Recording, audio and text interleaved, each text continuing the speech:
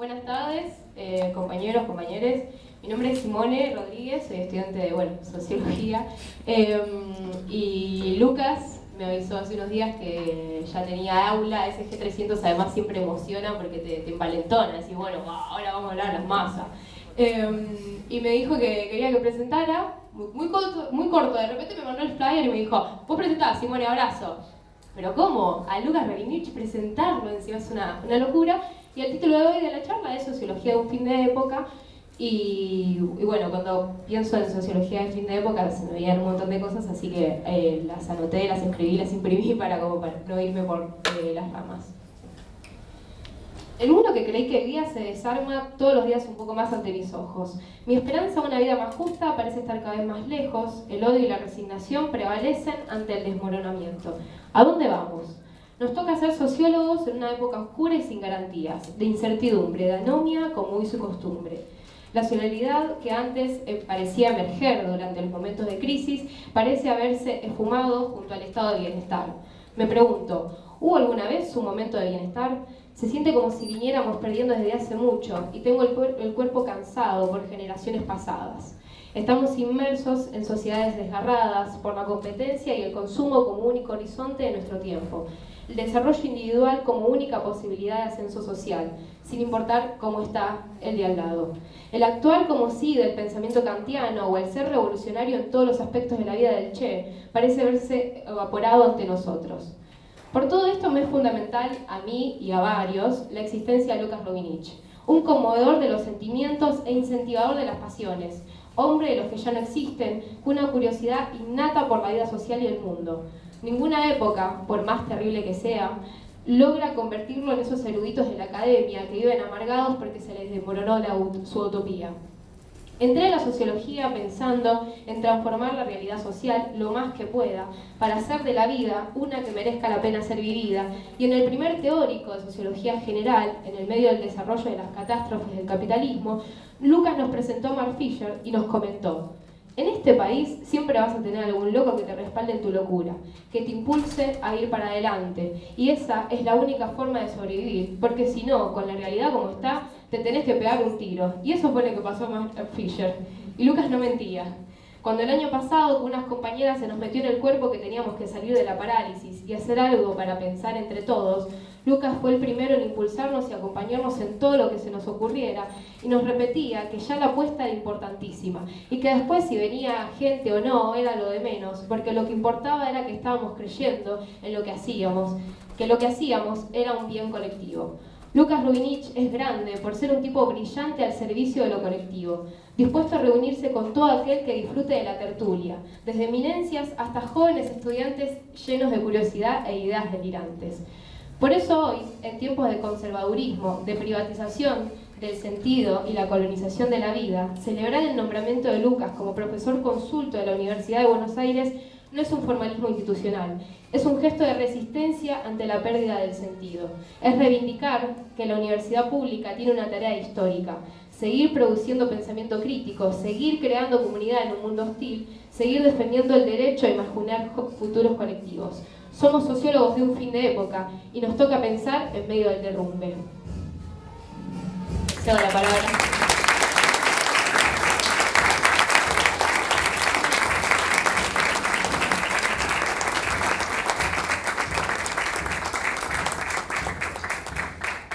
Bueno, muchas gracias, Simone. Es verdad que hicimos muchas cosas juntos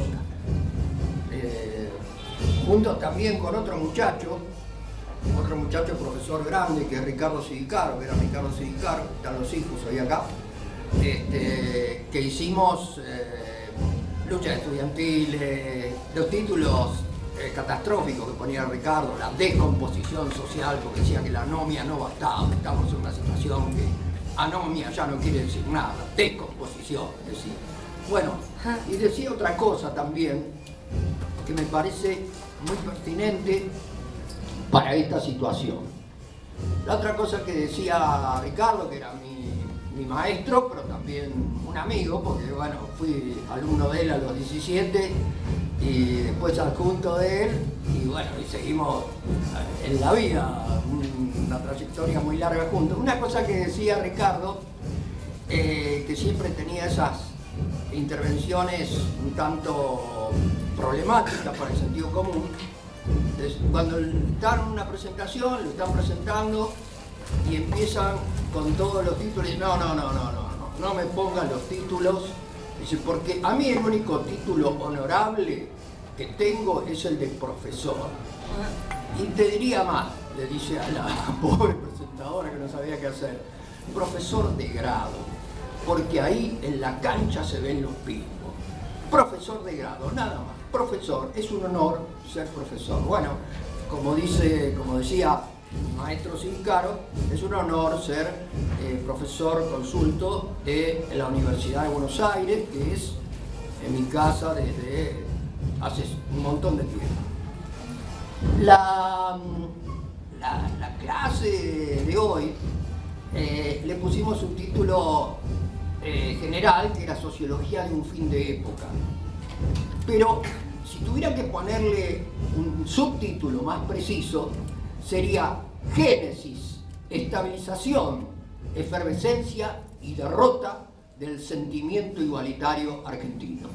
Ese sería el subtítulo, porque en realidad hay una cuestión, un objeto problemático que tiene que ver con lo que a mí me parece que es una singularidad, o que fue una singularidad de la sociedad argentina, que ese sentimiento igualitario, que después voy a desagregar, que para decirlo en términos coloquiales, si uno lo piensa en términos de vida cotidiana, sería que hay una predisposición, una disposición a no bajar la cabeza fácilmente frente a la autoridad. Ahora bien, dicho esto, suena abstracto. ¿Cuáles son sus características? ¿Cómo hacer? Y eso es un problema sociológico, ¿no? ¿Cómo hacer para construir un objeto analítico con esto? ¿Cómo hacer para intentar decir algo? ¿Con qué indicadores? ¿Cómo hacer para pensar esto en una sociedad que efectivamente es una sociedad, como todas las sociedades contemporáneas, pero yo diría que la nuestra con una singularidad particular, una sociedad fluyente? Para hacer eso, para tratar de pensar esta cuestión, recurrí a 2 o 3 cosas de cajas de herramientas que son más o menos usuales en la sociología, pero con un plus. En realidad, el plus tiene que ver con lecturas reflexivas desde la sociología que estuve haciendo de un gran intelectual argentino que se llama José Luis Romero. José Luis Romero escribió sobre los cambios sociales en el medioevo, del paso al medioevo desde el siglo XI hasta el siglo XVIII, XVII, pero tiene una maestría particular, tiene una dificultad, que es que no hay carteles que digan esto está el concepto, pero tiene una gran ventaja, que es el relato. El relato está informado por una mirada que es indudablemente teórica.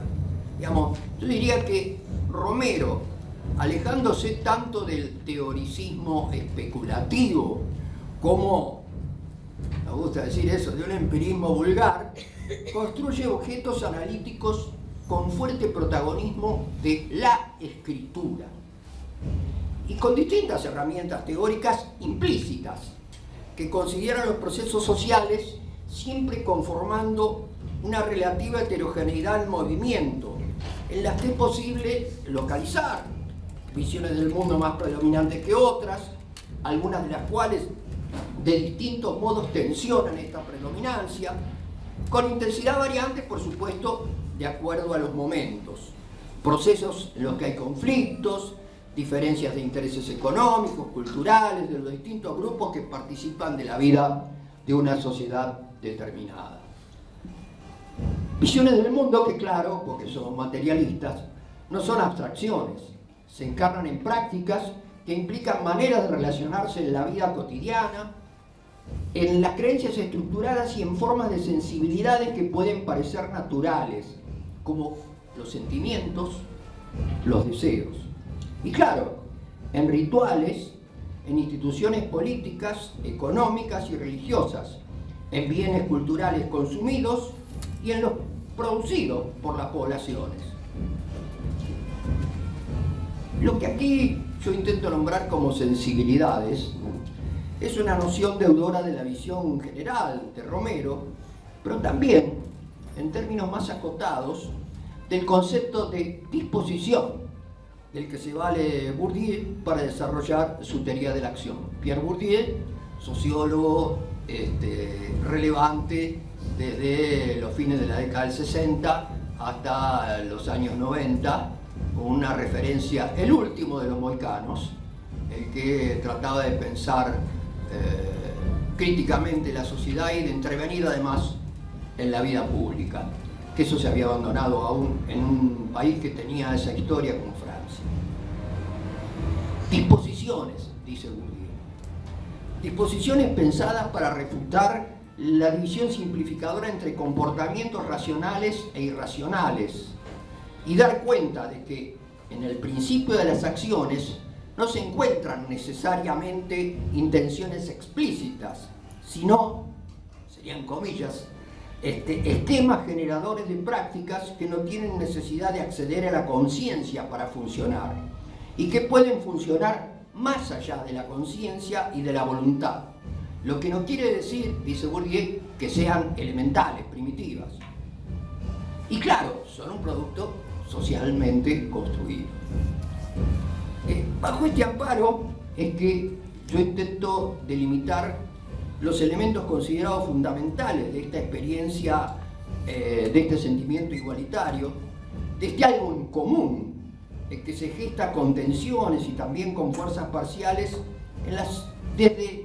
empieza, yo diría, exagerando un poco para encontrar los momentos de génesis, aunque sean solitarios, en las 3 últimas décadas del siglo XIX, y que se va a ir incorporando al heterogéneo mundo en construcción de las culturas de los sectores populares de la sociedad argentina, para persistir bajo distintas formas e intensidades durante, yo diría, 8 décadas fácilmente. Estos elementos, estas disposiciones, en este caso están construidas analíticamente como disposiciones, pero como tipos ideales weberianos, disposiciones que son pensadas como tipos ideales weberianos. Tipo ideal, acá mucha gente de sociología, pero digo, lo vamos a decir en términos cotidianos, una construcción que toma en cuenta los componentes que conformarían una unidad lo más consecuente posible con la definición conceptual del fenómeno. A estos tipos puros o ideales se les podría aplicar el viejo refrán español que primero dijo el sabio en refranes Sancho y después al final del libro también se volvió sabio en refranes Don Quijote y también lo dijo, que es del dicho al hecho hay mucho trecho. Bueno, del dicho al hecho hay mucho trecho tiene que ver con que este dicho, en este caso, que es el concepto típico ideal, en realidad nos puede permitir pensar, está pensado esto para posibilitar la confrontación. Está más cerca, está más lejos, tiene algo que ver, porque la vida es complicada. Las categorías teóricas, y por eso es tan bueno este concepto, en realidad son elementos que yo decía el otro día en una reunión con unos compañeros, compañeros, que más que pensarlos como corset constreñidores, las categorías tienen que ser ventanas para mirar el mundo, ¿no? Bueno, eso es la idea de cómo desagregar este sentimiento igualitario. La construcción analítica que yo hago es pensarlo en 3 disposiciones que se piensan con una extensión colectiva en distinto grado, con distinta intensidad, con distinta presencia, en distintos momentos históricos. Primera disposición, la confianza en el progreso individual. Segunda disposición, la misericordia ante el sufrimiento humano. Y la tercera, la percepción del sufrimiento de los oprimidos como inmerecido. Se produce, como decía, un entrelazamiento de estas tres disposiciones con distinta intensidad, con diferente capacidad de expresión colectiva, en, yo diría, tres momentos significativos de los últimos casi 100 años. El momento de su génesis, que es un momento que podría decir hasta los fines de los años 30, desde fines del siglo XIX hasta fines de los años 30 y principio de los 40.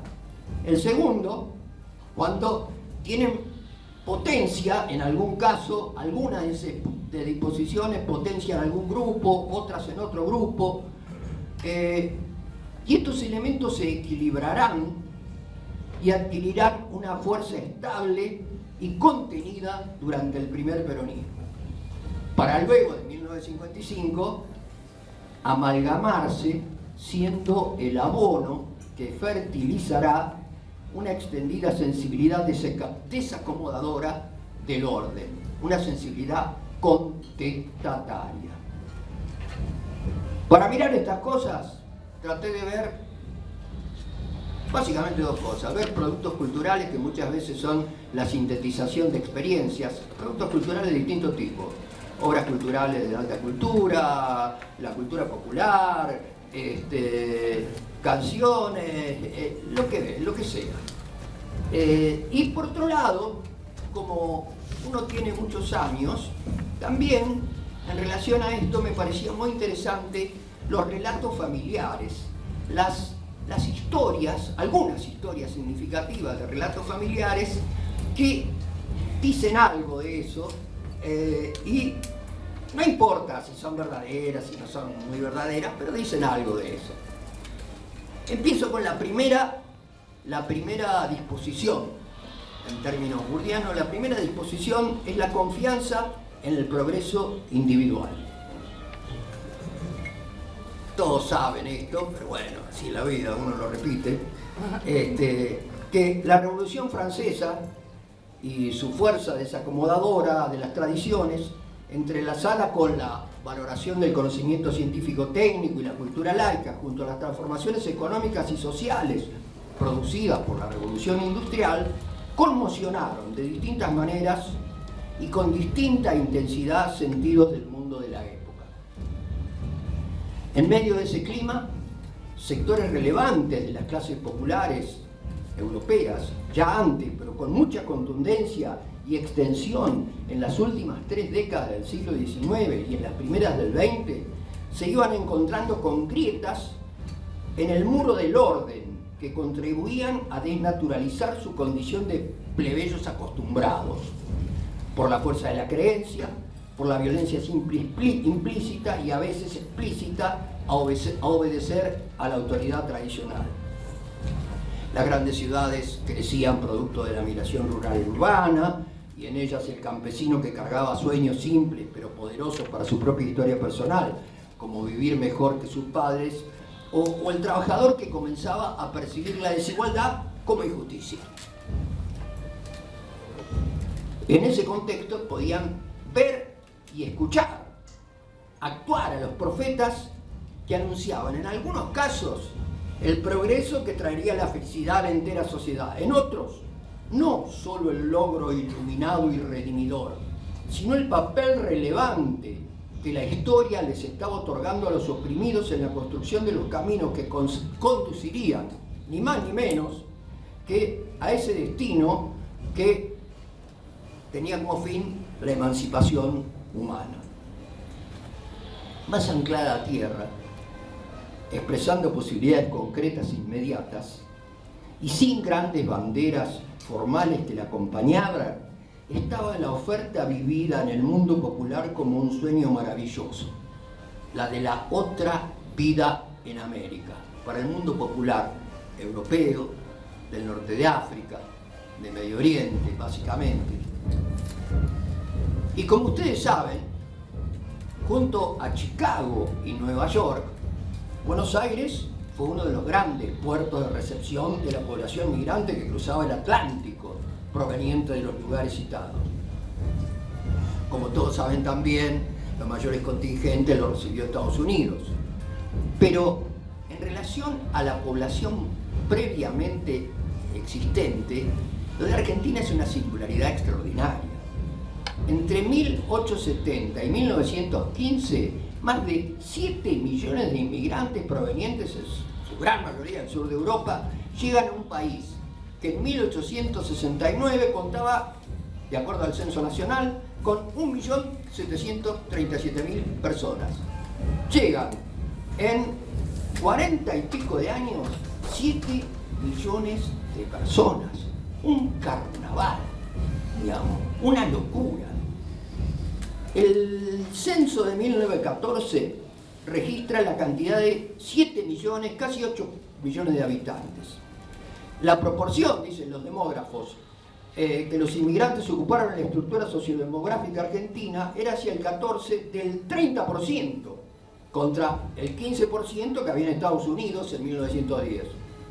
Cifra que convierte a nuestro país en un caso límite de la historia de la población mundial del período. La proporción del aporte migratorio se agiganta si se considera que una parte significativa de los habitantes contabilizados como nativos por los censos nacionales era descendiente directo del alud migratorio. Este fenómeno es como, y voy a repetir de vuelta, José Luis Romero, como lo nombró José Luis Romero, la Argentina aluvional. La Argentina aluvional. Aquellas en las que ciudades como Buenos Aires o como Rosario crecen de una manera extraordinaria, digamos, crecen multiplicados por 5 y además llegan tirios y troyanos, gente que habla distintos idiomas, que se maneja de manera diferente, pero tienen, para decirlo así, alguna unidad. Hay una sensibilidad en común. Está la idea del afán de progreso poderosa. Y en el marco de ese afán de progreso también llegan los profetas que anuncian un mundo nuevo. En la película América, América, de 1963, dirigida por Elia Kazan, nota al pie. Orson Welles, en un reportaje que le hacen en el año 60 y pico en Cannes, le pregunta qué opina de Elia Kazan y dice: es un canalla que entregó durante el macartismo a sus compañeros. Además, señorita, le dice a la periodista, es un gran director. Bueno, ese señor problemático hace una película que yo creo que es la condensación de la sensibilidad del migrante que llega al mundo nuevo. En ese caso va a llegar a Nueva York, pero es lo mismo. Y digo, cuento algo de la película para que vean esto que me parece relevante. Es 1896.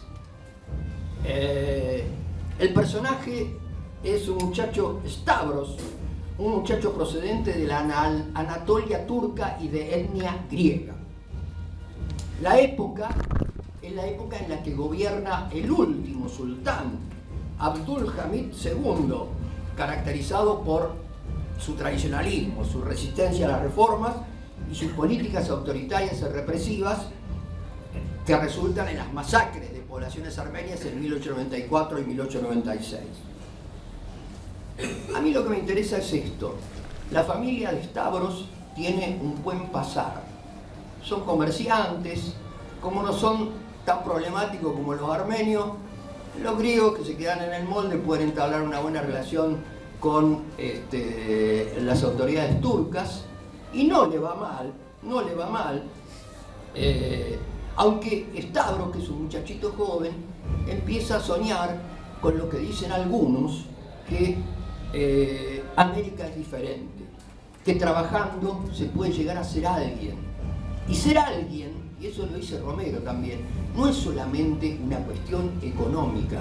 Ser alguien es porque ya se había inoculado el gen de la libertad, de que vos podías escaparte de esas estructuras tradicionales.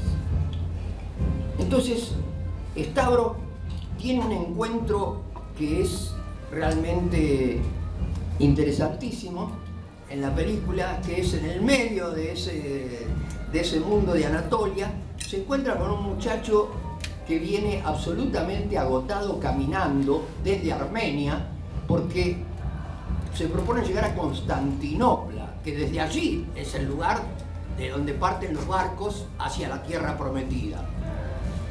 Y Stavros ve a ese muchacho de su misma edad, pobre, seguramente más pobre que él, pero con una decisión extraordinaria que lo conmueve. El tipo tiene los zapatos hechos pelota y Stavros le da unos zapatos. El muchacho se llama Johannes Kardashian.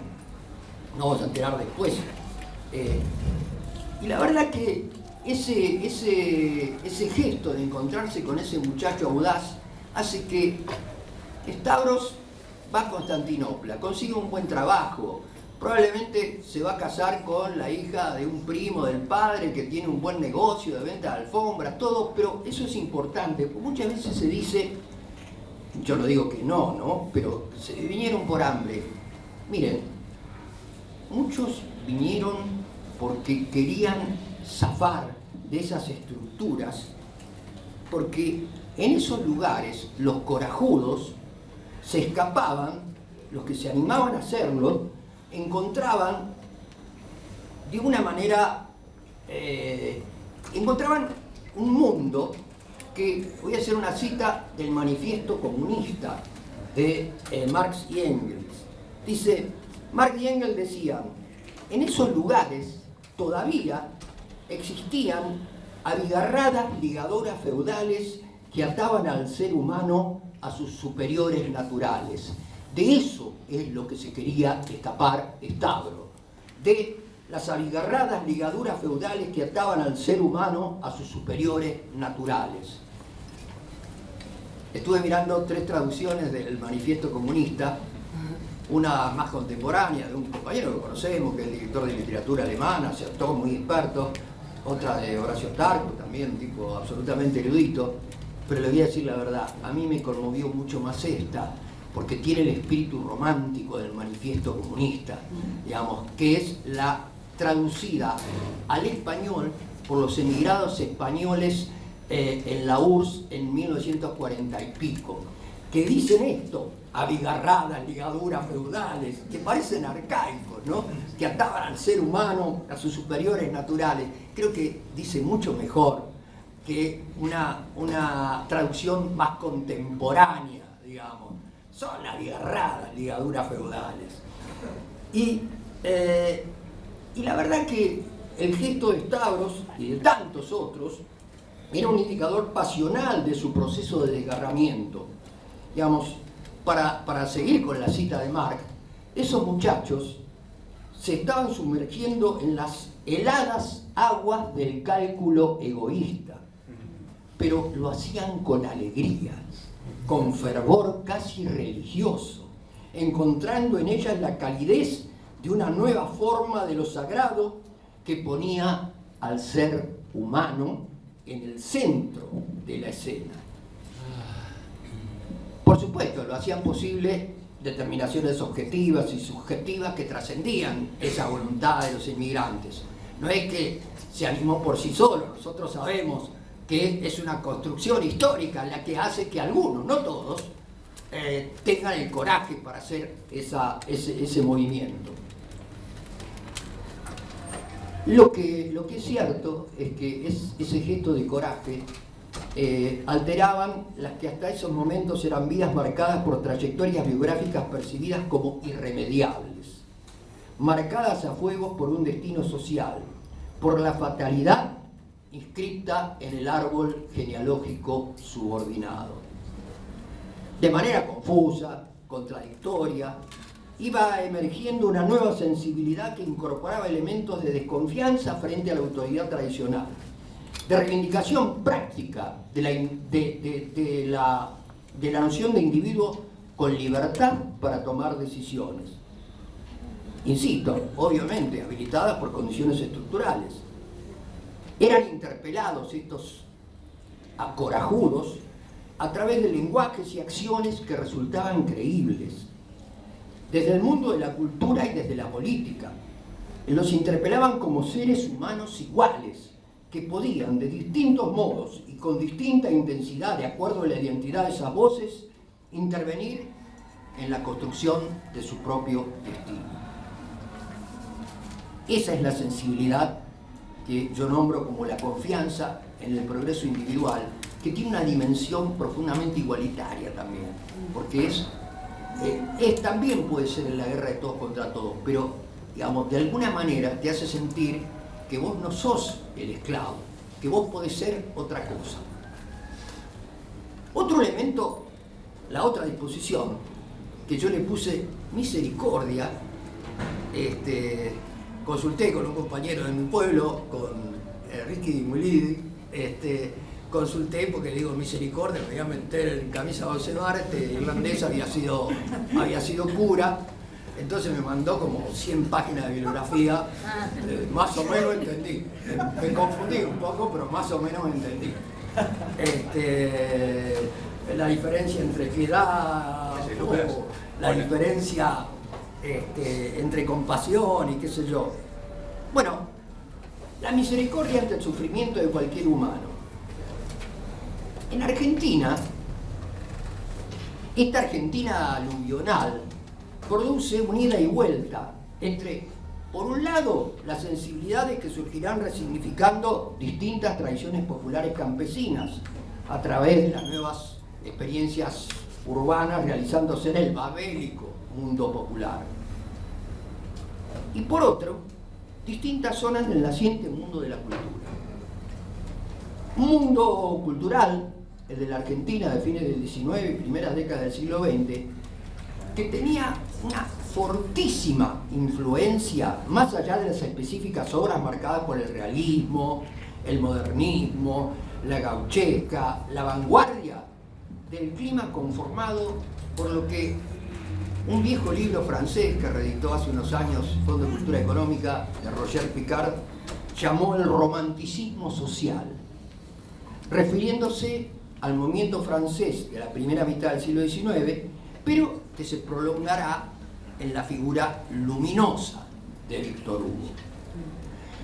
Ningún sufrimiento, dirá Picard, ninguna miseria es indiferente para los románticos que quieren consolar y rehabilitar a los desgraciados y a los caídos, que exigen a la sociedad que se reforme para destruir los males y las injusticias cuya creación ha permitido. En realidad, este espíritu del romanticismo social atraviesa a los muchachos de la revista Martín Fierro, en el que está Jorge Luis Borges, a los payadores anarquistas, a la naciente industria cultural, a todo el mundo lo atraviesa de distintas maneras, por supuesto, esta sensibilidad. ¿Por qué? Las intervenciones del mundo ácrata, obviamente, que hay un compañero que ha filmado la vida de Osvaldo Bayer. Las intervenciones de los ácratas, sin lugar a dudas, las letras de las canciones populares, argumentos de obras de teatro que amplían su público, y en la diversidad de productos que van a ser generados por la nueva industria cultural con una inusitada fuerza a partir de los años 20, con la difusión de, como se llamaba en ese momento, el fonógrafo, la radio y el cine. Misericordia antes que fraternidad, por la manera particular en la que el romanticismo social se relaciona con los sufrientes concretos de este nuevo mundo. Y porque serán los referentes del romanticismo social, sus epígonos y las distintas formas culturales que se derivarán de su accionar, ¿quiénes? A través de una especie de ida y vuelta de apropiación y reprocesamiento tendrán un papel relevante en la conformación de elementos significativos de las culturas populares de las primeras décadas del siglo XX. El pueblo ya no es un abstracto, no es el proletariado, no es el pueblo anarquista, es algo concreto, digamos. Se habla potencialmente de cada uno de aquellos a los que una organización percibida como injusta ha puesto en la condición, definición de dura de esta mirada, de humillados, de ofendidos, de desheredados. Víctor Hugo, el faro que aún después de su muerte física seguiría iluminando amplísimas zonas de la cultura en este lugar del culo del mundo, iba a decir, pero del cono sur queda mejor, que en la época se veía como pujante y prometedor. Víctor Hugo dirá en las Contemplaciones: lo sublime está abajo, y de un modo pasional reafirmará: me atrae el abismo de los dolores. Otros sondean la profundidad del océano y se sumergen en los mares. Yo me sumerjo en las llagas, dice Víctor Hugo. Los poetas, los escritores, los intelectuales, los difusores de las nuevas miradas sobre el mundo, que también tienen intervención en el mundo popular, se apropiarán de una manera, en muchos casos consciente, porque Víctor Hugo era parte de la vida cotidiana. Si uno ve los periódicos de la época, Víctor Hugo, todos hablan de Víctor Hugo. Todos hablan de él, todos los intelectuales y todos los políticos socialistas, anarquistas, hablan de Víctor Hugo. Bueno, acá teníamos otro personaje, ya que estamos, Almafuerte, Pedro Bonifacio Palacios, que era, para decirlo, digamos, podía decir en tono conmocionante, con su arrebato de poeta instintivo: no soy el Cristo que te perdona, soy un Cristo mejor, soy el que te ama, decía Almafuerte. Pero a mí me parece importante ver cómo se enlaza la fraternidad de la Revolución Francesa con tradiciones cristianas católicas específicamente. Digamos, por ejemplo, si uno mira la parábola del buen samaritano, escrita en el Evangelio del griego, como dirá Pablo, del amado médico griego, Lucas, el que pudo entrevistar a María y que escribió el Evangelio en griego. Si uno mira la parábola de Lucas, los yugoslavos de la costa del Adriático se llaman un montón Lucas, porque como Lucas predicó, o dicen que predicó por la costa del Adriático, yo tengo un bisabuelo que se llama Luca, un viejo que se llama Luca, está lleno de paisanos que se llaman Lucas, ¿no? Porque todos creen que Lucas anduvo por ahí, y bueno, tienen un personaje relevante de la historia universal, entonces dale, te chantamos Lucas. La parábola del buen samaritano, seguramente toda gente culta la conoce, pero bien vale la posibilidad de repetirla, porque la historia es la siguiente. Un maestro de la ley le pregunta, esto va a parecer un sermón, un maestro de la ley le pregunta a Jesús, con tanto mundo laico acá, ¿verdad? Un maestro de la ley le pregunta a Jesús, ¿cómo tengo que hacer para alcanzar la vida eterna? Y Jesús le responde: ama al prójimo como a ti mismo. Pero el tipo le pregunta y le dice: ¿quién es mi prójimo? Y él le responde contando una breve historia, que es la que seguramente ustedes recordarán. Una persona que bajando de Jerusalén a Jericó cae en manos de unos ladrones que lo dejan sin ropa, golpeado, medio muerto.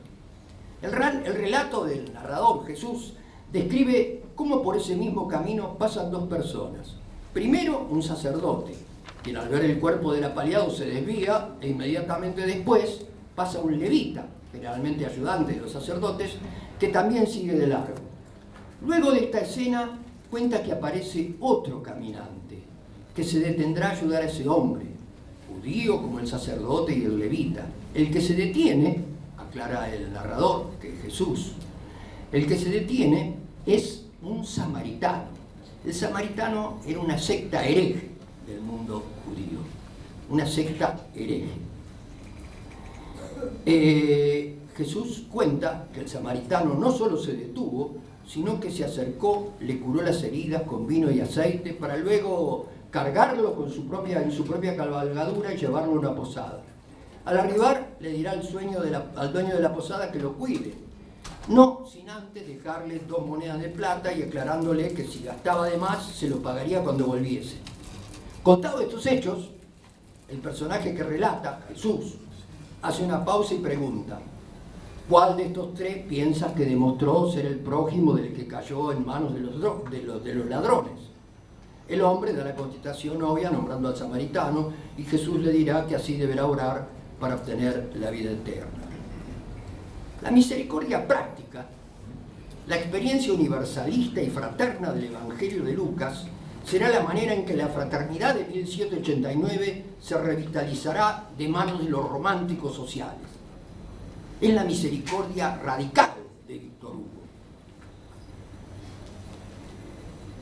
Debo la lectura siempre de Los Miserables a mi compañera, que lo sabe de memoria, y me alcanzó esta historia que me parece absolutamente pertinente. Es la que se expresa en el obispo Bienvenu de Los Miserables. Cuando Jean Valjean, que es el personaje de Los Miserables, ustedes sabrán, habiendo sido alojado por un obispo, él llega maltrecho, ha salido de la cárcel, no tiene dinero, lo aloja un cura, que él no sabe que es un obispo, pero es un obispo, quien le ofreció una cena con cubiertos de plata y un lecho para pasar la noche. Despierta en la madrugada Jean Valjean y sigilosamente se acerca a la alacena donde se habían guardado esos cubiertos para guardarlos en su bolsa y marcharse. En la mañana siguiente llegan a la iglesia 3 gendarmes trayendo a Jean Valjean con la bolsa, lo habían agarrado con la bolsa, y él decía que el cura se los había regalado. Los gendarmes le preguntan: señor obispo, y él se asombra porque sabe que es un obispo, señor obispo, él dijo que se los había regalado. Y el obispo, dirigiéndose a Valjean, le dice: sí, me alegro de verte, claro que se los regalé. Y cuando se está yendo, le dice: ah, y además te había ofrecido estos candelabros de plata, llévatelos también. Él tiene que rehacer su vida, dice el obispo Bienvenu. Bueno, esta es la bajada concreta de la fraternidad de los románticos sociales. Ahora, esto tiene una presencia extraordinaria en las culturas populares, por la tradición cristiana, pero también por esa presencia fortísima del romanticismo social, principalmente en Fabio, los anarquistas, ¿no? Diego, los anarquistas, Pomarola, los anarquistas. En realidad, los que reivindican la rebeldía en principio de la gauchesca son los anarquistas. Antes de que el Martín Fierro se transforme en una obra canónica, un intelectual muy prestigioso del mundo anarquista, se llamaba Alberto Giraldo, edita una revista que se llama Martín Fierro, Revista Popular Ilustrada de Crítica y Arte, durante los años 1904 y 1905. En 1905 le allanan la casa donde estaba la sede de la redacción, que queda acá enfrente. Era acá enfrente, en Santiago del Estero, al 1040 y pico. En 1905 le allanan la revista Martín Fierro y lo llevan preso. Igual en ese momento él era amigo de Bartolito Mitre, porque la idea del progreso juntaba un poco a tirios y troyanos. Entonces, y él era además discípulo de Rubén Darío, que había sido traído a la Argentina por el diario La Nación. Entonces era un personaje relevante Alberto Giraldo. Alberto Giraldo va a influenciar muchísimo la cultura anarquista. dentro de esa cultura anarquista hay una extraordinaria singularidad. Por la tradición romántica del mundo anarquista hay una relación muy fuerte con las culturas populares. Hay relación fuerte con las culturas populares. Entonces, que aparece algo que me llama la atención y que yo quiero tratar de, entre comillas, analizar o contar un poquito, una canción escrita por un señor a quien llamaban el Payador Rojo, Martín Castro, el Payador Rojo.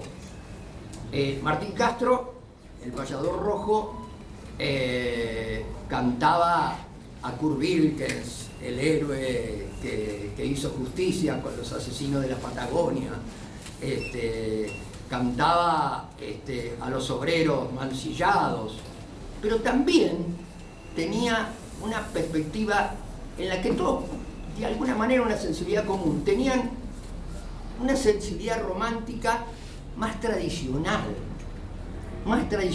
y eso se ve en una canción que se llama El Huérfano, que se conoció mucho porque, les podía decir cómo esto permanece, en 1952 la graba un ídolo del primer peronismo, que es Antonio Tormo. Digamos, Antonio Tormo había vendido 3 millones de discos del Rancho de la Cambicha en una población de 10 millones de habitantes. Nunca creo que en términos relativos hubo un éxito tan extraordinario. El Rancho de la Cambicha era el festejo peronista, el festejo a la integración, eso que molestaba tanto a nuestro amigo Emilio de Íspola, que se peleaba con Alberto Castillo, porque era la vulgaridad de la alegría no problematizadora. Pero en realidad también estaba esta del Rancho de la Cambicha. Pero además, otro éxito del Payador Rojo es El Huérfano. Permítanme que les cuente, porque es un melodrama. Es un melodrama sin vuelta. Pero tiene que ver con la sensibilidad romántica. El Huérfano lo escuchan con afán en un primer momento las clases populares simpatizantes de los payadores anarquistas. La escuchan también las clases populares integradas del primer peronismo y también las clases medias ascendentes que tienen todavía esa percepción de la misericordia frente al sufrimiento. El Payador Rojo cantaba esa canción, que es una escenificación de un sufrimiento de un niño que está durmiendo en un portal durante una noche lluviosa, oscura y fría. Una noche de esas, dice el autor, de recia tempestad. El narrador se conmueve y describe al niño con estas palabras. Aquel, el niño, era el espectro de la mendicidad.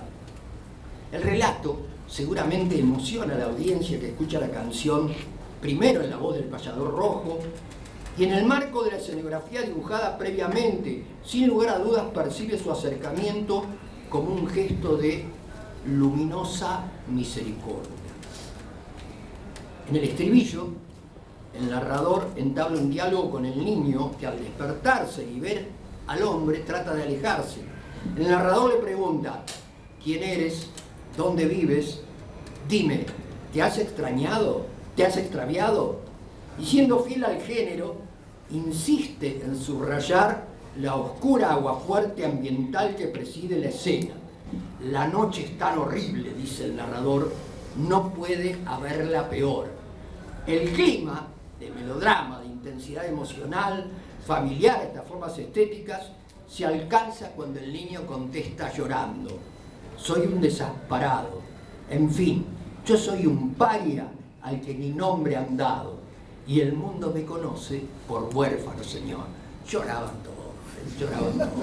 Los duros anarquistas, las señoras, todos. Bueno, digo, la experiencia del éxito al Payador Rojo lo escucharían más fragmentariamente. Cuando se edita el disco de Antonio Tormo, es una cosa nacional. Y yo, ¿cómo vengo a descubrir eso? Vengo a descubrirlo, para descubrirlo tampoco, descubrir la pólvora, pero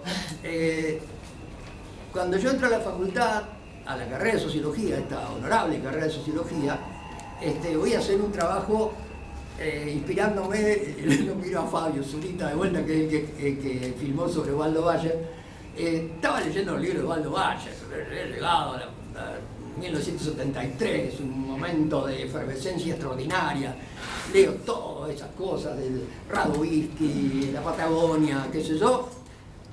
Voy a hacer una monografía, voy a la vieja Biblioteca Nacional de la calle México, que me hacen entrar ahí en un sótano lleno de diarios viejos, y leo y veo emocionadamente, me encuentro con el Payador Rojo. Y yo sabía que mi abuelo materno, que era un señor que había ascendido socialmente, Carlos Casares, un pueblo de la provincia del oeste, de la provincia de Buenos Aires, era hijo de pioneros, estaban en la frontera hacia 1870 y pico. Era alguien que en su proceso de ascenso social, que se había convertido en consignatario de Hacienda, tenía una reivindicación tradicionalista, era un tradicionalista, lo que se llamaba el tradicionalista del pueblo, digamos, que era reivindicar la idea de la gauchesca, pero la gauchesca manontropo, digamos, sin tanta rebeldía. Y yo sabía que él era el que traía todos los payadores a Carlos Casares, porque venía al mercado de Hacienda, escuchaba a los payadores y los llevaba a Carlos Casares. Entonces, cuando un día vuelvo a mi pueblo, le digo a mi vieja, mamá, vos lo conocés, porque ella me contaba que conocía muchos payadores, porque a los payadores en determinado momento se prestigiaron e iban a los teatros. Entonces mi vieja cuenta que los payadores más cultos iban al teatro, y entonces mi abuelo podía llevar a su hija adolescente al teatro. Al Payador Rojo no lo vio, porque el Payador Rojo iba a boliches que no podían ir las niñas. Pero sin embargo, le digo, mami, ¿conociste algo del Payador Rojo? Mi vieja me dice, ¿cómo no? Dice, tu abuelo me dio una letra que era terriblemente emotiva, que se llamaba El Huérfano. Y me acuerdo mucho porque después fue un éxito por Antonio Tormo. Entonces decía, chao, ¿viste? Y quiero decir con esto, la misericordia ante el sufrimiento de los seres humanos atravesaba a un señor que seguramente, si a mi abuelo le hubiera escuchado las partes que decía el Payador Rojo, decía hay que quemar las cosechas, proletarios, campesinos, quememos la cosecha, no le gustaría tanto, pero de todas maneras era un hombre de la tradición, y parece que lo que le dijo a mi mamá era, te voy a dar esto, que es una persona que parece que es un poco rebelde, pero muy culto, ¿no? Es un poco rebelde, pero muy culto. Bueno, esto es una sensibilidad profundamente extendida en la República Argentina. Y después, otra disposición que es central, que es la percepción del sufrimiento de los oprimidos como inmerecido. No es fácil creer que el sufrimiento de los oprimidos es inmerecido. Hay un libro de madurez de un sociólogo norteamericano, que fue profesor mío, de Juan Corradi, Barrington Moore, un libro que se llama La injusticia, bases sociales de la obediencia y la rebelión. Digamos, dice Barrington Moore, el sufrimiento no es un elemento suficiente para pensar las formas de resistencia o rechazo a la opresión, dado que la capacidad humana para ignorar y aceptar el sufrimiento es esencial a la supervivencia humana. El argumento central de Moore es que un grupo oprimido logra cuestionar el orden que lo oprime cuando se sobrepone a la autoridad moral que sostiene las causas del sufrimiento y genera así condiciones para la creación de una identidad política efectiva. Será en el proceso de afianzamiento de esa identidad cuando se irá habilitando la inversión de las formas de solidaridad que se entablan entre los oprimidos para congraciarse con el opresor y que implica actitudes hostiles ante quienes intentan rebelarse. Podrá surgir entonces, dice Moore, patrones de condena para explicar y juzgar los sufrimientos. lo que resultará en una condena moral. Y entonces también se impondrá una nueva definición de los amigos y enemigos. Por eso digo, no es chiste que haya una percepción acerca de que el sufrimiento de los oprimidos es inmerecido. Lo que yo me preocupo particularmente, de lo que yo me ocupo en esta disposición, es como disposición, digamos, es lo que en el proceso de conformación de sensibilidades, en el desacomodamiento de lo que se nombra como autoridad moral que se impone al grupo oprimido. No estoy pensando en la rebelión, estoy pensando en el desacomodamiento de las formas morales que se imponen al grupo oprimido. Conformación, es necesario subrayar, en tanto humus, digamos, cuando no hay una identidad política extendida, efectiva, en las culturas populares. Por eso desacomodamiento, como algo previo al posible decidido cuestionamiento. Y aquí vuelvo a un elemento central de la cultura argentina en el que aparece la idea del sufrimiento de los oprimidos como inmerecido. La obra central de la gaucheca, la repetimos de vuelta, el Martín Fierro. Y cómo se produce un proceso de sensibilización frente a la injusticia del personaje de ficción, el gaucho Martín Fierro. Como ustedes recordarán, antes de convertirse en un cuestionador de la autoridad, el gaucho Martín Fierro tiene hijos, hacienda y mujer. Hasta que lo echan a la frontera, como dirá en los versos. El reclutamiento forzoso se produce cuando él está cantando en una fiesta. Llega el juez de paz y hace una arriada en montón, dice el Martín Fierro. En ese momento logran escapar los que el mismo Martín Fierro, obediente de la autoridad, identifica como más matreros. Matreros, sinónimo de rebelde. Le digo a mi amiga rusa, por la duda, que sabe mucho castellano, pero por la duda, como sinónimo de alzado contra la autoridad, una palabra campera, matreros. Bueno, y dice,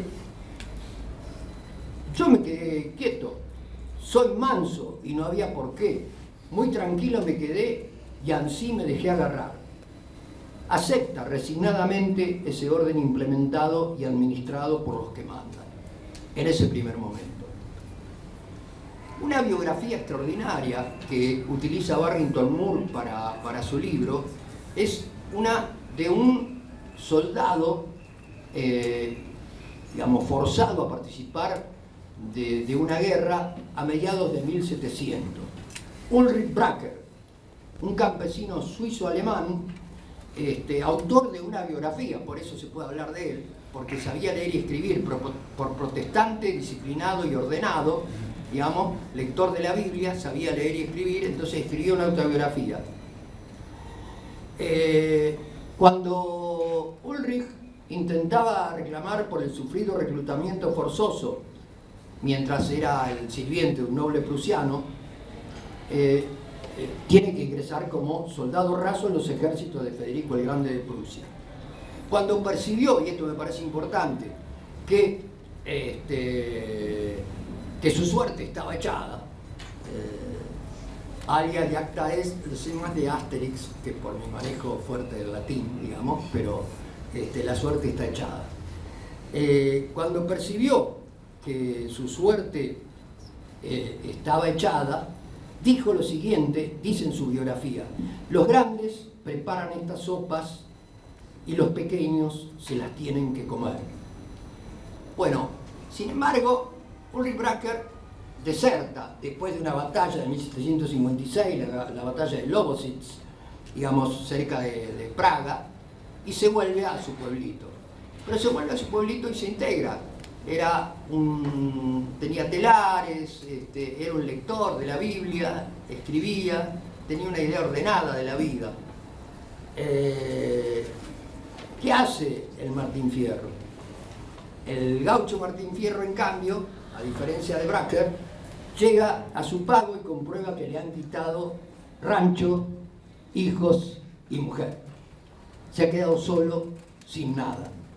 Y reacciona como potencialmente lo puede hacer alguien de ese mundo popular campesino, que tiene una singularidad, quiero marcar esto, en donde el coraje es un valor en sí mismo, como quien está ubicado además en una posición subordinada singular de esa región y de ese momento histórico, el que no necesariamente se necesita inclinar la cabeza cotidianamente ante un superior social.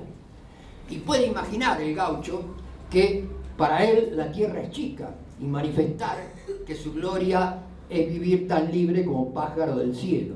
Además, está orgulloso de su saber poético. Las coplas, dirá, me brotan como agua de manantial. Pero cuando ocurre esa vuelta, ya es un transgresor de la ley, ya es un desertor. Va a un baile, a la pulpería de su pueblo, amargado y enojado porque ya no le queda nada.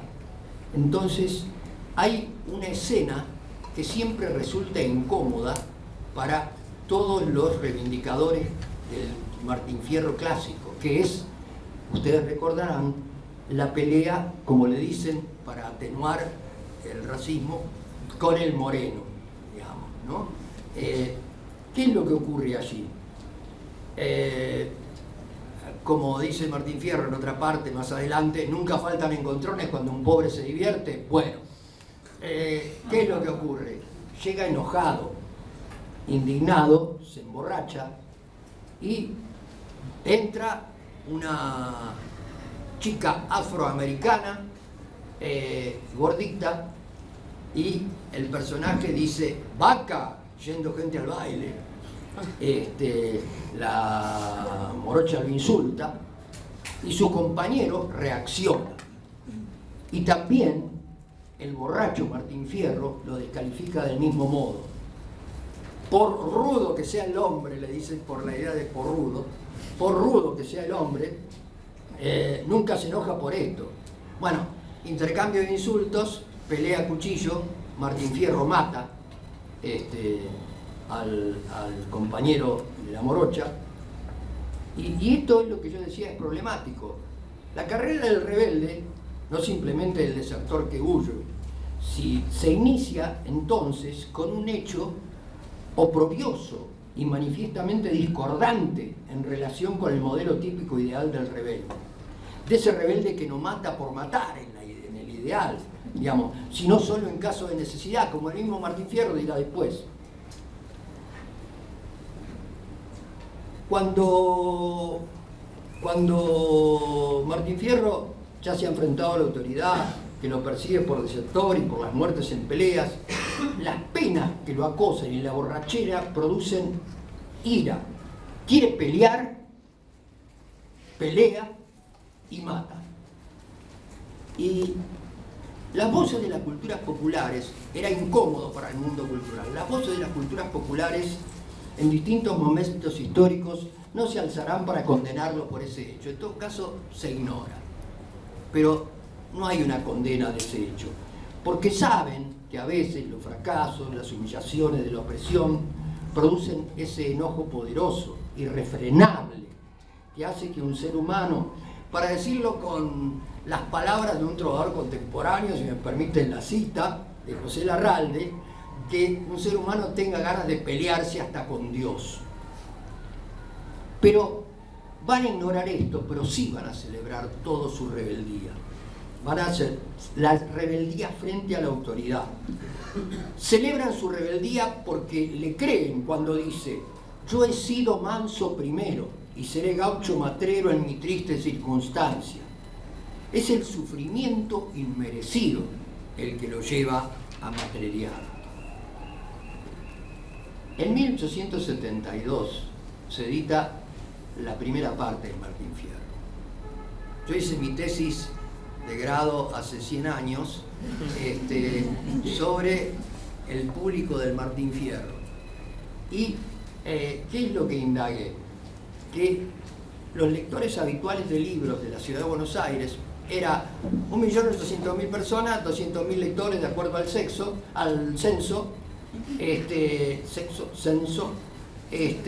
y realmente en ninguno de los avisos de las librerías de los diarios de la época de Buenos Aires aparece la oferta del Gaucho Martín Fierro. Sin embargo, las crónicas de la época mencionan cómo se vende un montón. Digamos, Hernández tiene una librería y vende un montón. Pero se lo piden poblaciones que no son necesariamente letradas. Esto es el mito, pero también es la verdad. Se lo piden las pulperías, los almacenes, y la gente comienza a aprender de memoria al Martín Fierro. Digamos, algunos que somos de pueblo de la provincia de Buenos Aires y de mi edad, hemos conocido algún señor de campo sin casi nada de educación formal, que para cada cosa te respondía una frase del Martín Fierro, y que si vos te sentabas un poquito le decía, escúcheme, don Sosa, después, sí, como no, y te empezaba a recitar como si fuera, te recitaba el Martín Fierro, digamos, sabía de memoria el Martín Fierro. Bueno, en realidad, cuando sale la vuelta al Martín Fierro en 1879, hay otro hecho significativo de la cultura popular argentina. En 1879, Eduardo Gutiérrez publica Juan Moreira. También, ya eso es industria cultural. Ya empieza la industria cultural. Lo publica como folletín en el diario La Patria Argentina. Lo lee un montón de gente y durante, yo te diría, 30, 40 años se imprimen folletines del Moreira, Moreira, Moreira, Moreira. Se lee una enormidad. Ahora bien, Moreira en realidad reproduce el núcleo central de la lectura de Moreira, no lo que diga Moreira.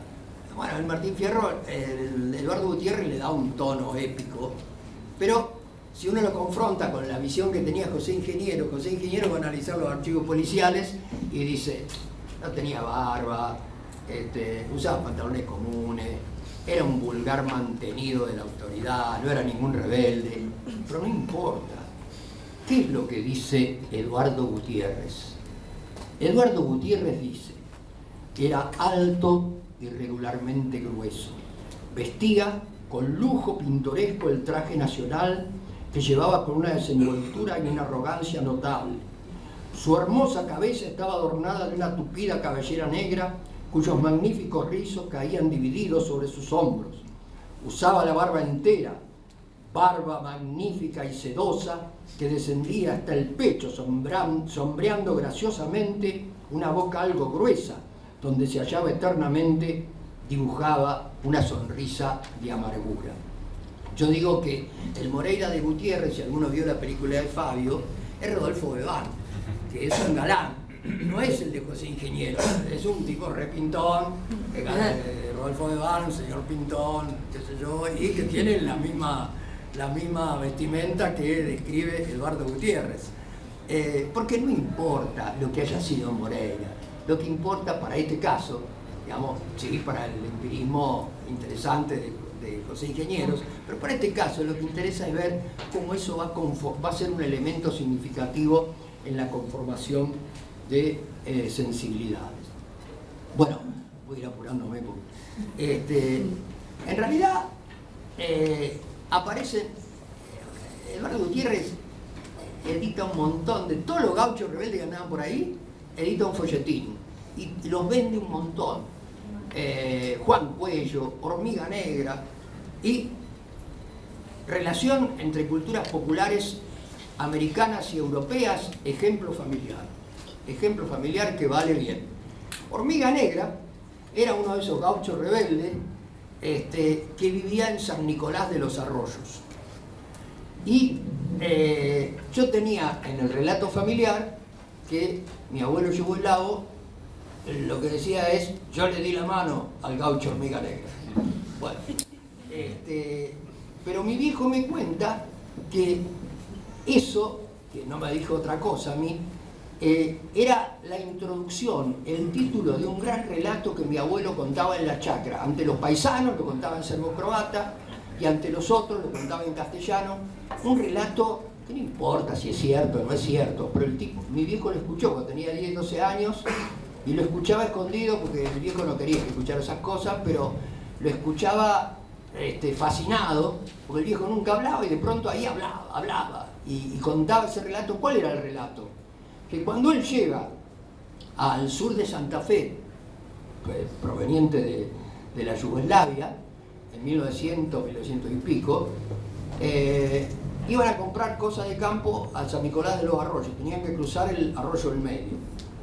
Y él cuenta que una vez va con 3 o 4 personas más y con un hombre más grande, que era el encargado, que era un paisano, que lo doblaba en edad. Mi abuelo tenía 17, el otro tendría como, qué sé yo, 40 años, y que después pude dilucidar por qué se decía esto, era montenegrino.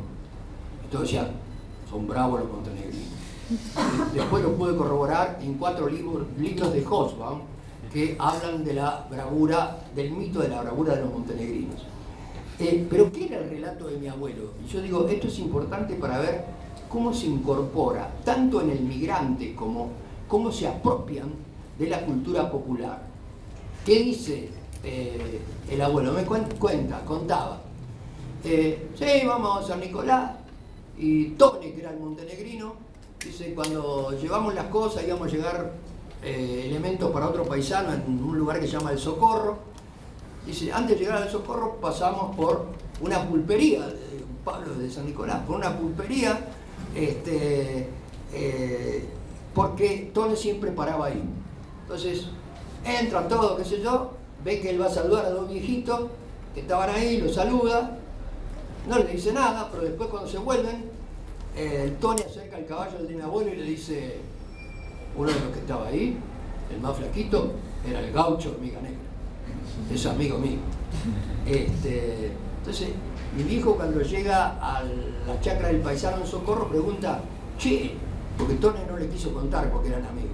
Dice, che, ¿por qué? No decía che porque hablaban en serbo-croata, pero más o menos, traducción libre. Che, ¿por qué Tony es amigo del Hormiga Negra? Entonces, no importa tampoco si es cierto. Los paisanos le cuentan.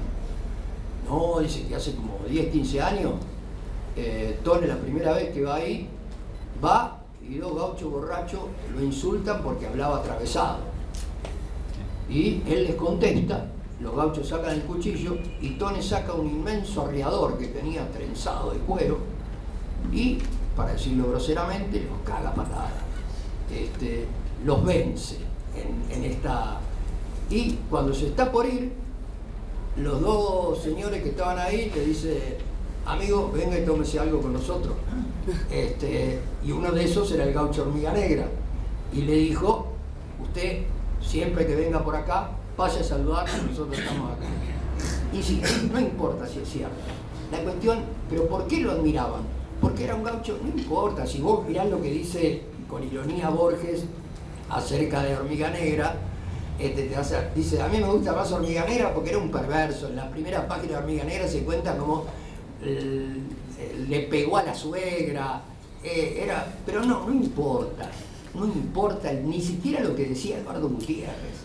Lo que importa es la lectura que tenía mi abuelo, digamos, y que construye 2 héroes, mi abuelo, digamos, 2 héroes rebeldes a la autoridad, digamos, y es el montenegrino Tone y obviamente el gaucho Hormiga Negra. Entonces, pero todo esto no sería importante, podría haber sido algo que ocurre en los primeros años del siglo y se queda ahí con el deterioro de la cultura anarquista y qué sé yo, si no hubiera ocurrido un fenómeno extraordinario, que son las 6 conferencias que Leopoldo Lugones da en el Teatro Odeón, transformando el folleto visto por encima del hombro por el conjunto del mundo cultural, lo transforma en obra canónica. Digamos, las 6 conferencias de Lugones te convierten y vamos a repetirlo esto, a un tipo que se alza contra la autoridad, digamos, que es ni más ni menos que desertor, digamos, que se pelea con la policía, que se reivindica el hecho de irse con los justos independientemente de que vos estés con la policía. Todos conocen la escena del sargento Cruz. Sargento Cruz lo va a pelear, lo va a apresar a Martín Fierro, y cuando ve cómo pelea, Cruz dice: yo no voy a permitir que se cometa el delito de matar así a un valiente, y se pone a pelear. Él era el sargento de la policía junto al gaucho Martín Fierro contra la autoridad del Estado. Digamos, está contra la autoridad del Estado. La verdad que es extraordinario que se haya... ¿Por qué es singular esto en la Argentina? Es extraordinario que haya la obra canónica, sea el personaje central, es un desertor. Es un desertor que se alza contra la autoridad, que se resiste a la autoridad, sobre todo en la primera, en el Martín Fierro. Digamos, pero la verdad, el Martín Fierro de Lugones es también, digamos, un fenómeno particular, porque Lugones era un personaje relevante de la cultura de la época. Lugones era el poeta nacional. Lugones había cantado la oda al ganado, a los ganados y las mieses, que era la oda a la nueva Argentina de la generación del 80.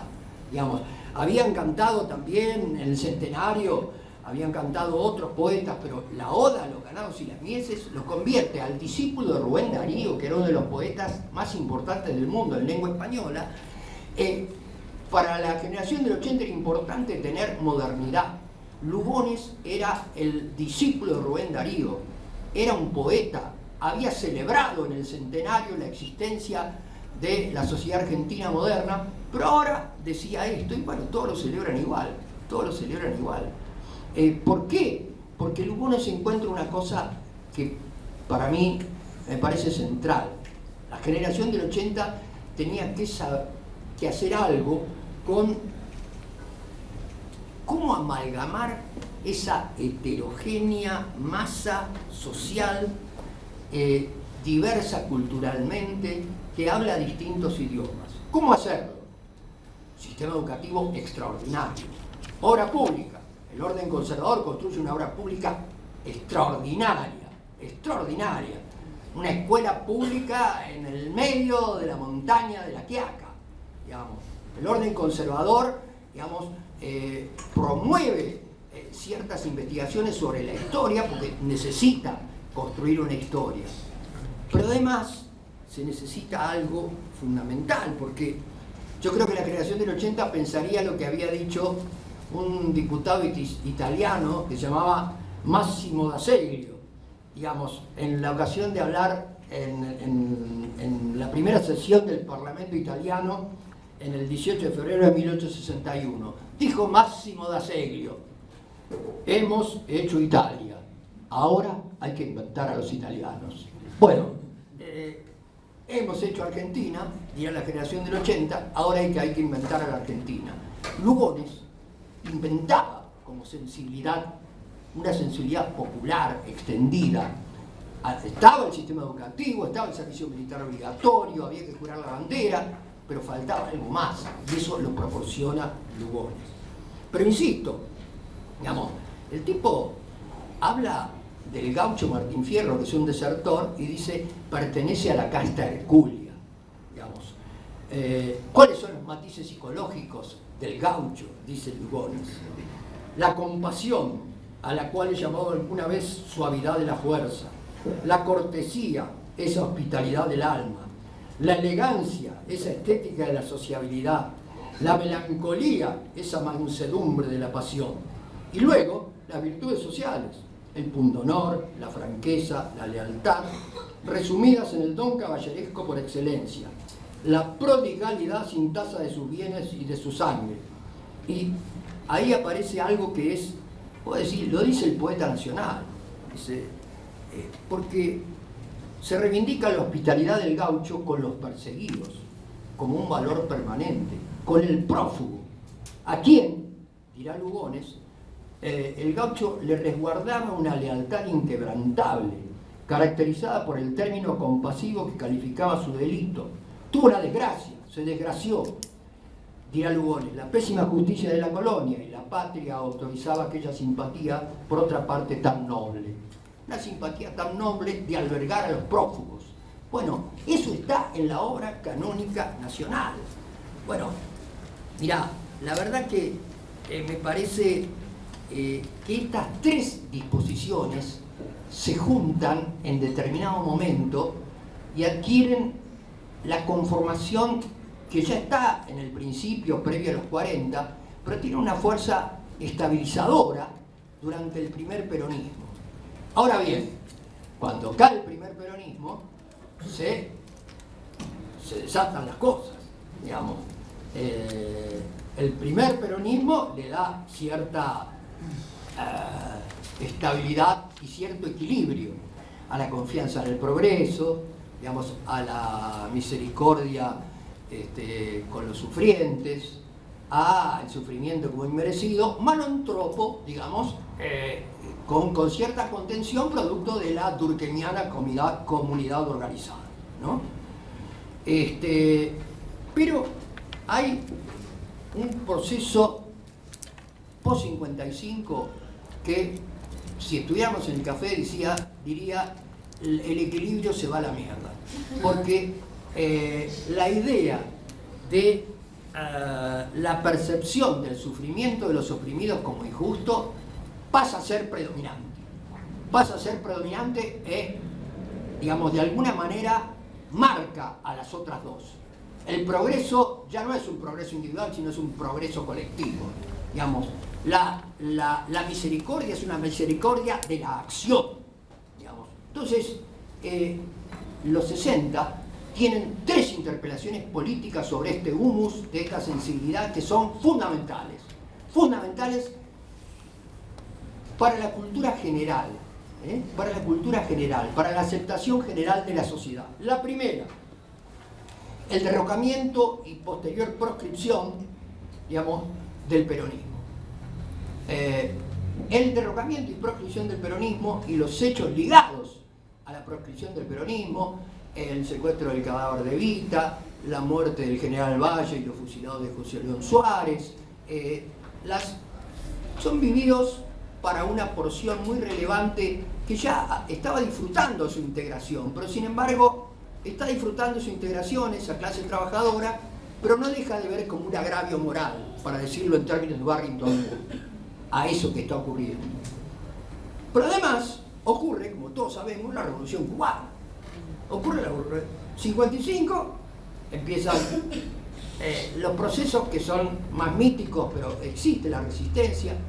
Digamos, el general decide que no presentar batalla, pero sin embargo algunas personas de la corporación militar y algunos muchachos del mundo civil deciden dar esa pelea, en principio sin éxito, pero es una pelea, una decisión de plantarse frente al orden, que se va a ir exacerbando cuando aparezca, por ejemplo, la Revolución Cubana.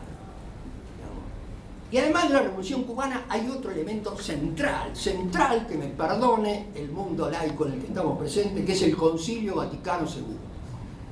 El Concilio Vaticano II, digamos, realmente es, bueno, vamos a decir lo primero. El caso del peronismo, insisto, tiene que ver con esa idea de agravio moral. La Revolución Cubana es popular. La Revolución Cubana, digamos, es celebrada desde el New York Times hasta el diario La Nación. La celebran. ¿Por qué? Porque eran unos muchachos. La violencia formaba parte de la cultura de época. Digamos, vos terminabas la Segunda Guerra Mundial. Para derrocar al nacionalsocialismo hubo que tomar las armas. Entonces, la idea de tomar las armas contra el fascismo, digamos, era algo que estaba presente en la sensibilidad internacional. Entonces, cuando los muchachos de Sierra Maestra están en Sierra Maestra, son admirados en el mundo norteamericano, les hacen notas desde el New York Times, les hacen notas en los noticieros de televisión, aparecen notas en todos los diarios liberales de América Latina, inclusive en el diario La Nación, porque también era como si fuera a derrocar a Perón, digamos, ahí viene la idea, que Batista era como Perón. Entonces, es cierto que en 1962, cuando se producen los cambios y qué sé yo, y se incorpora la mirada comunista, hay cierta retracción, pero ya era tarde. Ya las juventudes, digamos, de las juventudes intelectuales y las juventudes politizadas habían incorporado el hecho en un continente en general y en la Argentina en particular, donde el desarrollo, la promesa del desarrollo no cumplía con la promesa de la democracia. Entonces, no se cumplía con la promesa de la democracia, le proscribían el partido más importante. Bueno, el alzamiento, digamos, es legítimo. Como voy a recordar, dijo Ricardo Sidicaro en una mesa redonda muy simpática que lo había invitado el rector, y hablaba un ex compañero nuestro que está muy de derecha, y habló primero, Marco Novaro, y dijo, bueno, porque no sé qué, la barbarie de la guerrilla, qué sé yo, sé cuánto, y el último que hablaba era Ricardo, trabaja en Echeverri y tanto, y Ricardo dice, lo primero que quiero decir es citar a Santo Tomás de Aquino, el derecho de la resistencia a la opresión. Lo que ocurrió acá era una resistencia a la opresión, y bueno, todo un discurso, como era enemigo del sentido común, se peleaba contra el sentido común del otro. Pero bueno, efectivamente, cuando Fidel y los muchachos llegan a la conferencia de la ONU en Nueva York, pero son unos héroes. Digamos, las chicas, como si fueran Marilyn Monroe, empleadas de tienda, los admiran, son combatientes. La cultura guerrera norteamericana admira a estos emprendedores que se subieron a la montaña y fueron capaces de pelear. Pero yo creo que decir que para toda América Latina y para Argentina el Concilio Vaticano II es relevante. El 28 de octubre de 1958 asumía el papado Juan XXIII. Y 2 meses después, casi en los mismos momentos en que los cubanos estaban celebrando la entrada de Fidel y sus fuerzas en La Habana, anunciaba la realización de lo que sería el Concilio Vaticano II. Ya antes, Juan XXIII había dicho, bueno, vamos a abrir las ventanas de la iglesia para que podamos ver hacia afuera y los fieles puedan ver hacia el interior. Pero el proceso del Vaticano II genera en muchos lados, pero especialmente en América Latina, en 1965, 40 obispos conciliares reunidos en las catacumbas de Domitila emiten un comunicado. El líder de esto era Elder Cámara, el obispo de Olinda y Recife, que fue un gran luchador contra la opresión. Allí se manifiesta la implicación de la voluntad de implicación con los desposeídos, la opción por la vida sencilla y el compromiso estrecho con los pobres y los trabajadores. Eso en 1965, la conferencia de Medellín. En 1966 cae en combate con tropas del ejército colombiano el sacerdote, sociólogo, creador de la carrera de sociología de Bogotá, Camilo Torres. Era el cura, el miembro del Ejército de Liberación Nacional, y cae en combate. 7 meses después de la caída en combate de Camilo Torres, en Argentina se edita una revista que se llama Cristianismo y Revolución. Cristianismo y Revolución tendría un papel significativo en términos de consolidar la sensibilidad del derecho a la rebelión en distintos niveles de cuadros políticos e intelectuales. En 1967, la editorial Peña Lilo edita el libro de otro compañero del pueblo, Norberto Habeger, Camilo Torres, el cura guerrillero. Norberto era uno de los fundadores de la organización político-militar Descamisados, que luego se integrará a Montoneros. Bueno, quiero decir varias cosas así. Hay un diálogo católico marxistas. Yo miraba ahora, porque fui a mirar lo del diálogo católico marxista, y veía en el número 2-3 de la revista Pasado y Presente, hay un debate entre el filósofo católico Conrado Eger-Lanz y León Rosichner. No importa que se maten, lo que importa es que una revista marxista da lugar al debate, y después ya ni siquiera habrá debate, porque hay coincidencias muy fuertes en la acción, y porque además todos se vuelven marxistas. Cuando vos vas leyendo Cristianismo y Revolución, vos en Cristianismo y Revolución hablan los sacerdotes. Mirá, cuando muere el Che Guevara, Cristianismo y Revolución pone tapa Che Guevara y además una frase de esa totalmente rebelde del Che Guevara. el padre Hernán Benítez, confesor de Eva Perón, publica primero una revista que era popular, no sé si hay una cosa así ahora, la revista Así. En la revista Así publica una necrológica romántica, reivindicatoria, absolutamente. El Che Guevara es Cristo para Hernán Benítez, el padre confesor de Eva Perón. Pero además, en la revista uno puede encontrar citas a las luchas de Vietnam, Mao Zedong.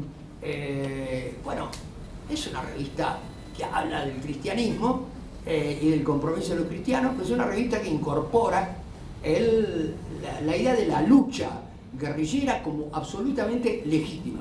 Digamos, cursos de marxismo va a dar a Cristianismo y Revolución el joven filósofo Oscar Terán, que luego será uno de los jefes de la guerrilla guevarista Comandos Populares de Liberación.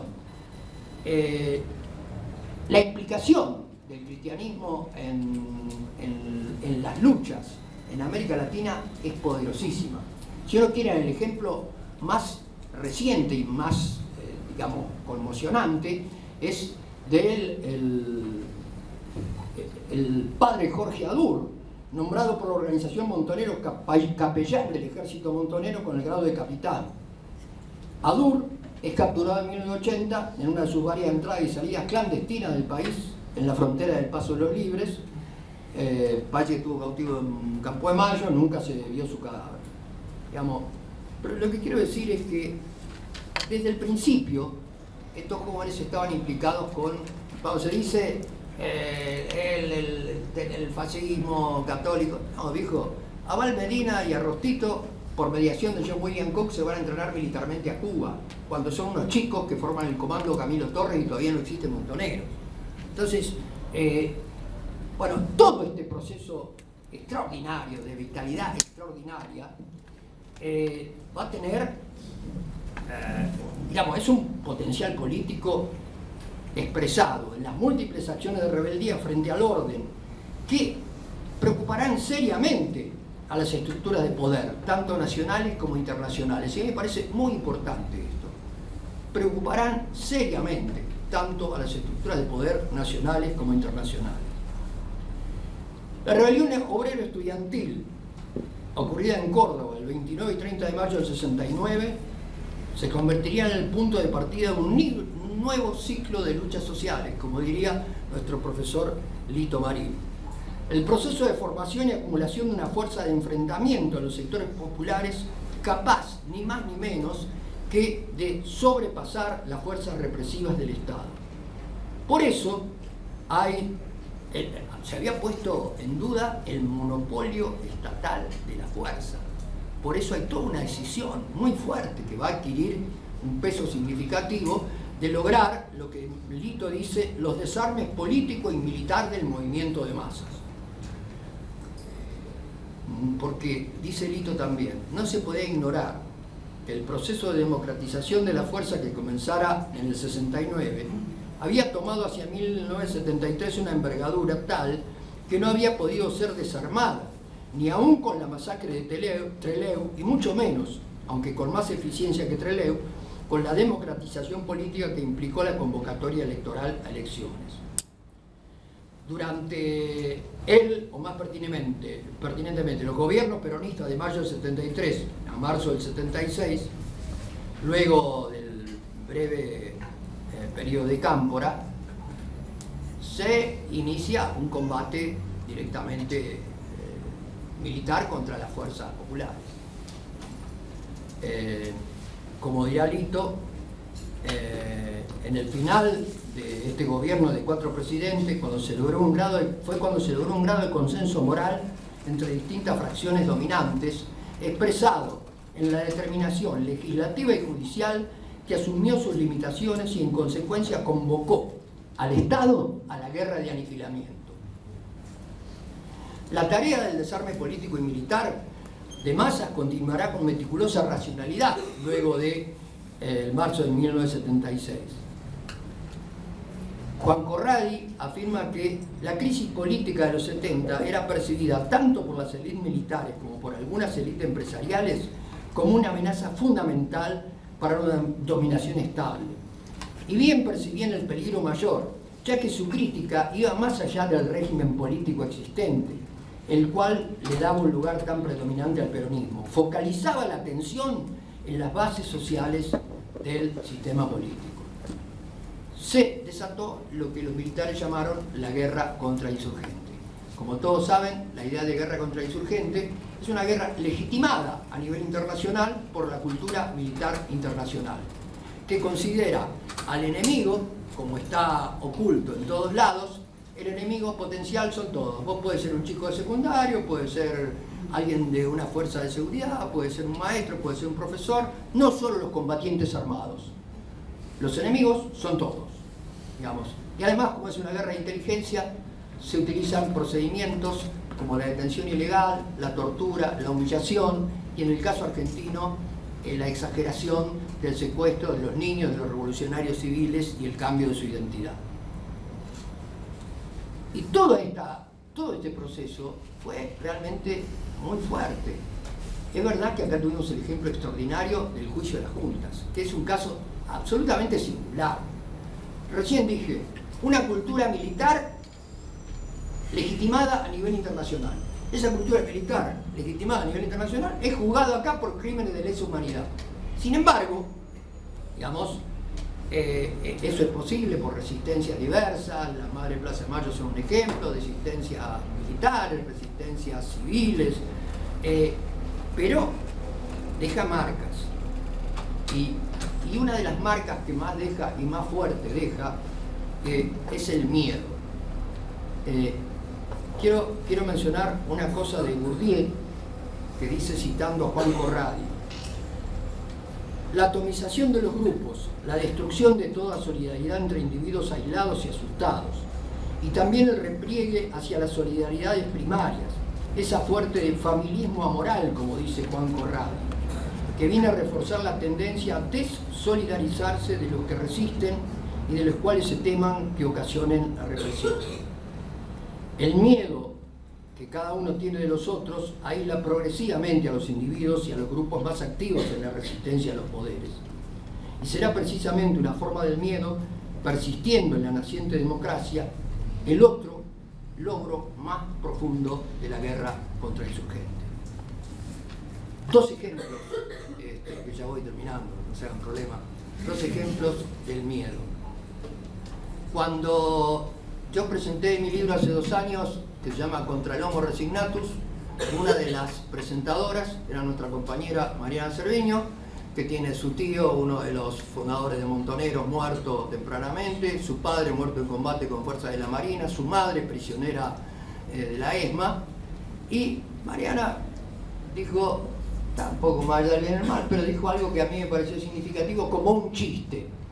Dijo, Lucas habla del Homo Resignatus, yo hablaría, lo dijo mal, no es así en latín, pero yo hablaría del Homo Temerosus. Y acto seguido dijo, medio como en broma y en serio, porque yo cada vez que pienso que podemos cambiar todas estas cosas, tengo miedo que nos maten a todos. Y yo creo que ella, por esa historia, fue capaz de decir en voz alta algo que está como una sensibilidad potencial en cada uno de nosotros. Otra historia. Un empresario me cuenta que en el momento de la apertura democrática está reunido con un grupo de empresarios y están todos preocupados porque hay mucha huelga, porque la gente se ve. Y viene un tipo que era del servicio de inteligencia y que andaba por los pasillos de la embajada norteamericana y les dicen, no se hagan ningún problema. En realidad los quiso tranquilizar. En realidad lo que ocurre es que esta mostración del juicio de las juntas también va a ser muy significativo porque va a producir temor en la población de volver a hacer esas cosas. Me dice que uno de los empresarios, quizá él mismo, se enojó también, le dijo no puedo decir esto en este momento, y yo pensaba que muchos de ellos alentaron a los militares, estuvieron con los militares los entregaron a los militares y después se ponían un poco molestos cuando este señor de los servicios de inteligencia les decía que al final eso tenía un valor positivo, porque producía la retracción de la población. Otra vez, la cita de mi maestro, Ricardo Sidicarro, cuando le cuento esto, me dice, bueno, tenés que mirar lo que dice Adolf Thiers después de haber producido la Semana Sangrienta, que fue la represión a la Comuna de París. El presidente Thiers dijo, con esto hemos pacificado Francia por lo menos por 3 generaciones. Habían matado indiscriminadamente. Digamos, en el cementerio de Père Lachaise hay un muro, que es el muro de los comuneros, donde mataban masivamente.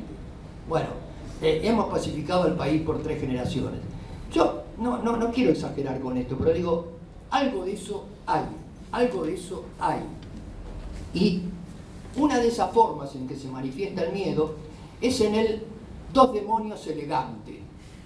El dos demonios elegante. Digamos, de diversos modos se intentó reprocesar esta historia anterior o, digamos, no ponerle en su lugar de rebelión importante que tuvo, no quiere decir que uno esté de acuerdo, sino darle el lugar importante que tuvo, porque lo que se hizo fue convertir en absurda la apuesta colectiva por el cambio realizada en los años 70, minimizando así su fuerza real. Y es necesario aquí entonces subrayar la real productividad de esa fuerza y de las distintas posiciones amparadas en ellas. En tanto, existía una fuerte creencia en su factibilidad, no solo por parte de los revolucionarios, sino por parte de quienes lo combatían.